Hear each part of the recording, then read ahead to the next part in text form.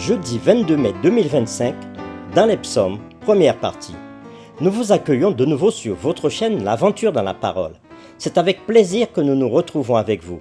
Vous êtes peut-être en voiture, dans le train ou encore dans le métro. Peut-être que vous êtes à la campagne ou au bord de l'eau. Ou encore vous êtes installé tranquillement chez vous. Mais quel que soit là où vous êtes en ce moment, nous souhaitons que Dieu nous accorde espérance, grâce et sagesse dans l'étude de sa parole. Notre communauté s'agrandit et c'est grâce à vous. Soyez vous aussi actifs avec nous pour répandre le message. Et vous pouvez le faire en likant. Nous vous invitons à partager le lien avec vos contacts. Et nous vous invitons aussi à vous abonner si ce n'est pas encore fait pour recevoir la notification de chaque jour. Et pour un confort d'écoute en continu, nous vous proposons la playlist de chaque semaine. Le texte à mémoriser que nous vous invitons à dire avec nous se trouve dans Apocalypse chapitre 14, le verset 1er. Je regardais, et voici l'agneau se tenait sur la montagne de Sion, et avec lui 144 000 personnes qui avaient son nom et le nom de son Père écrit sur leur front. Nous vous invitons à le redire avec nous. Apocalypse chapitre 14, le verset 1er. Je regardais, et voici l'agneau se tenait sur la montagne de Sion, et avec lui 144 000 personnes qui avaient son nom et le nom de son Père inscrits sur leur front. En quoi les psaumes nous éclairent-ils sur la prophétie biblique? Comment le message évangélique se trouve-t-il dans les psaumes? Les réflexions de cette semaine nous aident à répondre à ces questions et aujourd'hui nous le faisons avec la séquence « Enseigne aux transgresseurs tes lois ». Après que le Seigneur soit apparu à Ésaïe dans la scène du trône, dans Ésaïe chapitre 6, versets 1 à 8, et après qu'Ésaïe ait entendu que son iniquité est enlevée et que son péché est expié, il répondit à l'appel de Dieu en disant « Me voici, envoie-moi ». On le voit dans Ésaïe chapitre 6, verset 8. Ainsi, une fois conscient qu'il était en paix avec Dieu et malgré la conscience de ses fautes, il était prêt à travailler pour le Seigneur. N'en est-il pas de même pour nous? Comment pouvons-nous proclamer le salut aux autres si nous ne l'avons pas nous-mêmes? Et nous pouvons l'avoir par la foi en Jésus, en ce qu'il a fait pour nous. Nous vous invitons à lire le psaume 51, les versets 9 à 17, et nous répondrons à la question suivante.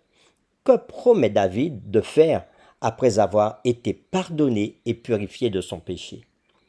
Nous lisons psaume 51, versets 9 à 17. Détourne ton regard de mes péchés, efface mes iniquités. Ô Dieu, crée en moi un cœur pur, renouvelle en moi un esprit bien disposé. Ne me rejette pas loin de ta face, ne me retire pas ton Esprit Saint. Rends-moi la joie de ton salut, et qu'un esprit de bonne volonté me soutienne. J'enseignerai tes voies à ceux qui les transgressent, et les pécheurs reviendront à toi. Ô Dieu, Dieu de mon salut, délivre-moi du sang versé, et ma langue célébrera ta miséricorde. Seigneur, ouvre mes lèvres, et ma bouche publiera ta louange. Si tu eusses voulu des sacrifices, je t'en aurais offert, mais tu ne prends point plaisir aux holocaustes. Les sacrifices qui sont agréables à Dieu, c'est un esprit brisé. Ô Dieu, tu ne dédaignes pas un cœur brisé et contrit.